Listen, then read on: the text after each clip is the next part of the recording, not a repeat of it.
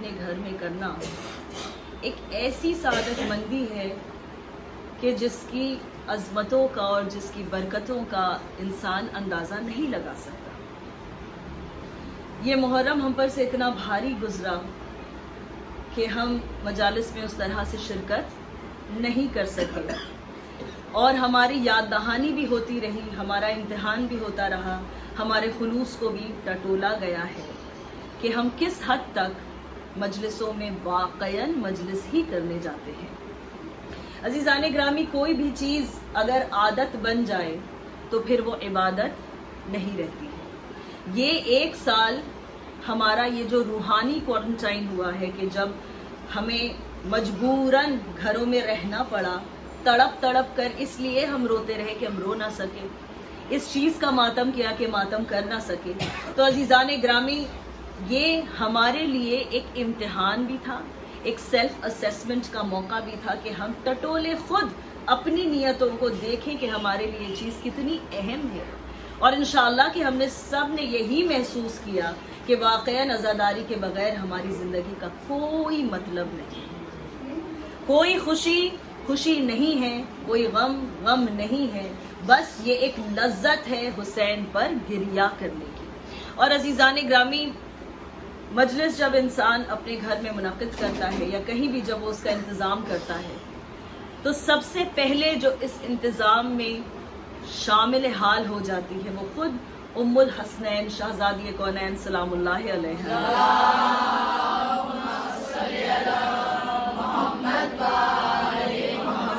وعجل فرجہم۔ عزیزان گرامی، عموماً میرا یہ طریقہ نہیں ہے، لیکن آج ایک بات آپ کے ساتھ میں شیئر کرنا ضروری سمجھتی ہوں کہ میری جس بہن نے آج مجلس کا انعقاد یہاں کیا ہے، ان کی بیٹی، میری بیٹی، اس نے خواب میں دیکھا 2 دن قبل شاید کہ ایک جگہ وہ زیارت کر رہی ہیں اور کچھ ہیں طویل قامت لوگ ہیں، اس لیے اب یہ چیزیں ہمارے سمجھنے کی نہیں ہوتی، اشارے ہیں، یہ بشارتیں ہیں خواب میں، اور واقعاً جس کا تقویٰ درست رہتا ہے اور جس کی آنکھیں پاک ہوتی ہیں وہی یہ سب کچھ دیکھ سکتا ہے۔ عزیزان گرامی، اس لیے کہا جاتا ہے کہ بچوں کو مجالس میں لاؤ، ان کا تمسک مضبوط رکھو، ان کے ذیل سے تمہیں سب کچھ مل جائے گا۔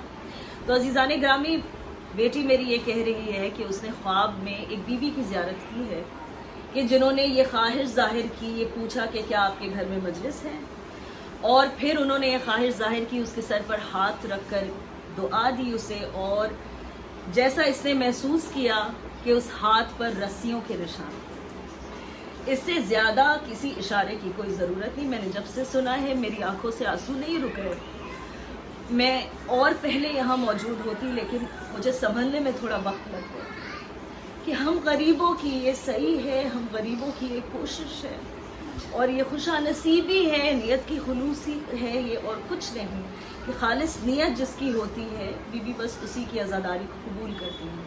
اور عزیزان گرامی، یہ ایک چیز ہمارے لیے بھی ہے کہ ہم اس بات کا احساس کریں کہ جب ہم مجلسیں کرتے ہیں تو ہماری نیت کیا ہوتی ہے، اس کو ذرا ٹٹول کے دیکھ لینا چاہیے کہ ہم کن کے لیے کر رہے ہیں۔ کیا ہم یہ اپنا ایک سٹیٹس کو مینٹین کرنے کے لیے کر رہے ہیں، یا ہمارے بھی ایک مجلس کاؤنٹ ہو جائے ہم اس لیے کر رہے ہیں، ہم اس لیے کر رہے ہیں کہ ہم اپنے رشتہ داروں کو اپنے گھر بلا سکیں، آوی ریٹرننگ اے فیور کہ بھائی انہوں نے ہمیں بلایا تو ہم نے انہیں بلایا۔ تو عزیزان گرامی، مجلس ان تمام ذاتی سیاستوں سے بالا تر ہے، بہت عظیم ہے، اور اس احساس کو لے کر میں نے اسے شروع میں آپ کے سامنے بیان کر دیا تاکہ انسان کو یہ احساس ہو جائے کہ آج ہم جس بزم میں آئے ہیں یہ کوئی معمولی گیدرنگ نہیں ہے، یہ کوئی معمولی مجلس نہیں ہے۔ ہر مجلس اپنے آپ میں یہی سٹیٹس رکھتی ہے عزیزان گرامی، بس کبھی کبھی ہمیں یاد دلا دیا جاتا ہے کہ دیکھو یہاں کون آتا ہے، اور جب تم یہاں آتے ہو تو تمہیں کیسے آنا چاہیے، اور جب تم یہاں سے جاؤ تو تمہیں کیا لے کر جانا چاہیے۔ تو عزیزان گرامی، اس دعا کے ساتھ کہ اس بات کی تعبیر یہ ہو کہ جو روحانی رزق ہمارے حصے کا ہے، ہم کنیزوں کے حصے کا ہے، وہ بی بی ہمیں دے کر جائیں انشاءاللہ۔ آج یہاں علم بھی سجا ہے، حاضری بھی ہے، تو ظاہر ہے کہ ہمارے زمانے کا معصوم ولی اللہ سجل اللہ تعالی شریف یہاں موجود ہیں۔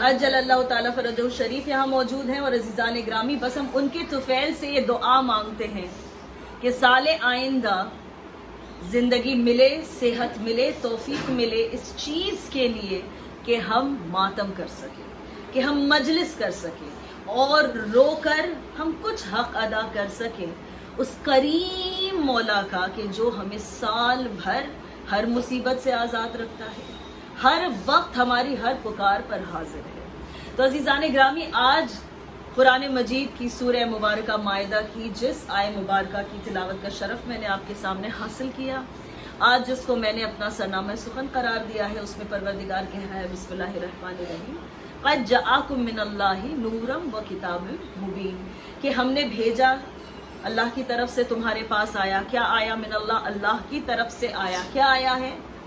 नूर और किताब मुबीन।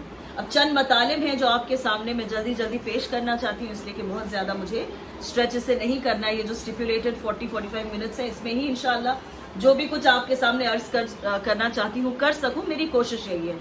अपनी तवज्जोआत इस तरफ मायल रखिए, जरूरत पड़े ज़रा आगे आ जाएँ, इसलिए कि आ रहे हैं लोग, अभी बैठे हैं, ज़हमत होगी।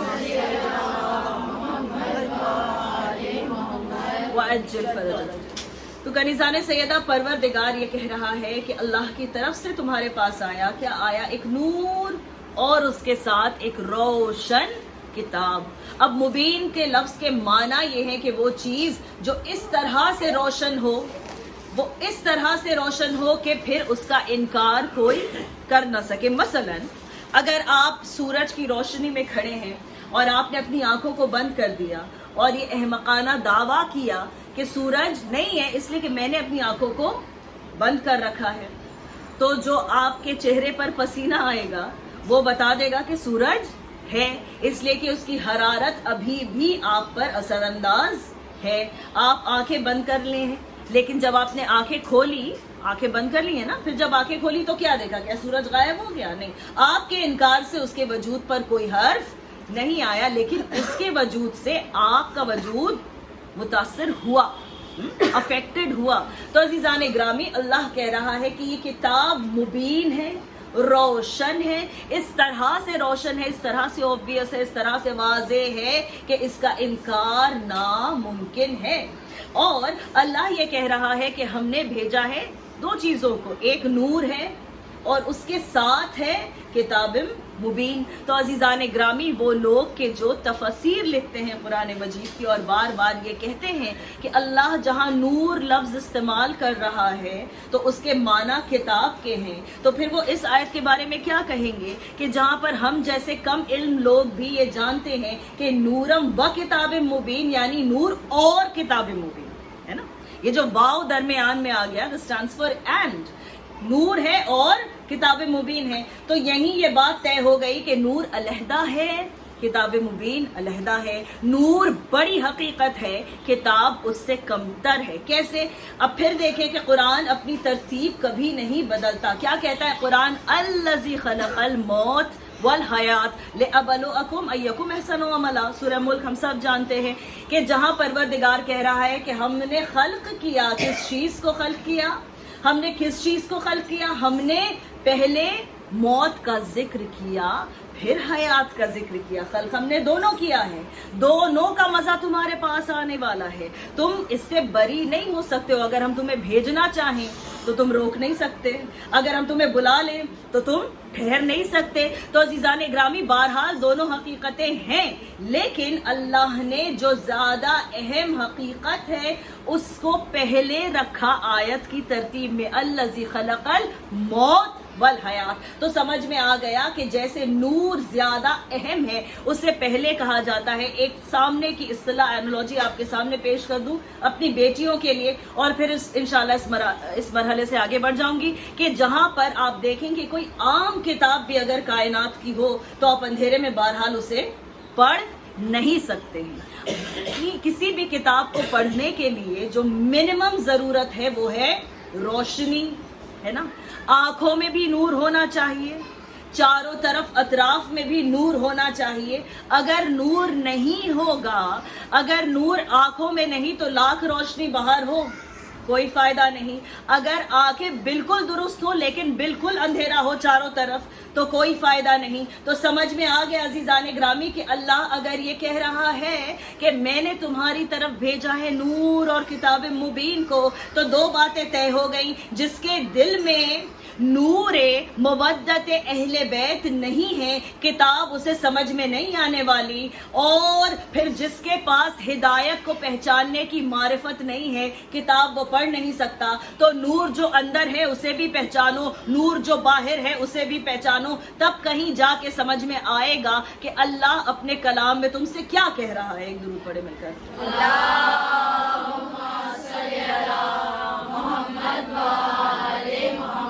وجل فرجم. سورہ بقرہ آیت کا نشان 129 کے جہاں اللہ کہہ رہا ہے کہ تم میں سے ہم نے مبعوث کیا کس کو؟ ایک رسول کو، سرور کائنات محمد مصطفیٰ صلی اللہ علیہ وآلہ وسلم. محمد وجل فرجم. اور پھر کہتا ہے کہ ہم نے جب اس رسول کو مبعوث کیا تو کس لیے کیا؟ پہلی بات یہ کہ وہ تمہیں آیت پڑھ کر سنائے گا. کیا کرے گا؟ آیت کی تلاوت تمہارے سامنے کرے گا. پھر کیا کرے گا؟ تمہارے نفسوں کو پاک کرے گا، ہے نا. تو پھر یہیں سے یہ بحث ختم ہو جاتی ہے کہ رسول ہم جیسے اور ہم رسول جیسے. ہم نجاستوں، دو نجاستوں کے درمیان ہماری پوری زندگی گزر جاتی ہے. اگر غسل ولادت نہ ہو تو ہم نجس، اگر غسل میت نہ ہو تو ہم نجس. اور عزیزان گرامی کہاں وہ کہ جو نفسوں کو پاک کرنے کے لیے آیا ہے.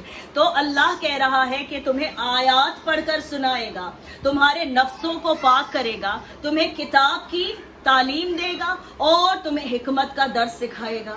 چار چیزیں ہیں، 4 pronged ہے یہ پورا پروگرام، ہے نا. یہ پالیسی میکنگ آیت ہے قرآن مجید کی کہ جہاں اللہ کہہ رہا ہے کہ دیکھو رسول کو ہم نے مبعوث کیا، نفس کیا، انوائنٹ کیا، اپوائنٹ کیا، بھیجا. کس لیے بھیجا؟ کہ تمہیں آیات پڑھ کر سنائے، تمہارے نفسوں کو پاک کرے، تمہیں کتاب کی تعلیم دے اور تمہیں حکمت کا درس دے. تو عزیزان گرامی یہ سمجھ میں آ گیا کہ صرف ایک چیز نہیں ہے بلکہ 4 اہم پہلو ہیں اس تبلیغ کے کہ جو رسالت مآب کریں گے. اور عزیزان گرامی اسی قرآن مجید میں اللہ مخاطب کر کے کہہ رہا ہے لوگوں کو کہ اے وہ لوگ جو ایمان لائے ہوں، جب رسول تمہیں کچھ دے تو لے لو. یہ نہیں کہا کہ جب کاغذ اور قلم مانگے تو نہ دو، یہ نہیں کہا. کہا جب کچھ دے تو لے لو. یعنی اس پر آواز نہ اٹھانا، اس پر سوالیہ نشان نہ اٹھانا. اگر وہ تمہیں 4 چیزیں دے رہے ہیں تو اس میں سے ایک مت لینا. اگر اپنی وصیت میں قرآن اور اہل بیت کہیں تو یہ نہ کہنا حسبنا کتاب اللہ، کہ ہمارے لیے اللہ کی کتاب کافی ہے. عزیزان گرامی آپ دیکھیں کہ جنہوں نے یہ دعویٰ کیا کہ قرآن ان کے لیے کافی ہے، یہ 4 چیزیں ہم نے دیکھی، صرف کتاب لے کر وہ رہ گئے. تو کیا آیا ان کے حصے میں؟ دین کے اگر 4 حصے ہیں، آیتوں کا سننا، نفسوں کا تزکیہ، ہے نا، کتاب کا علم اور حکمت کا درس، اگر یہ 4 چیزیں ہیں اس میں سے اگر صرف کتاب کا علم لیا گیا تو 3/4 دین تو ایسے ہی ہاتھ سے نکل گیا. 3/4 دین تو ایسے ہی ہاتھ سے نکل گیا. اب یہ ایک ٹکڑا، ایک 1/4 چھوٹا سا ایک کوارٹر آف یور ایمان، یہ لے کر انسان کہاں تک پہنچے گا؟ ایک درود پڑھے نا مل کر.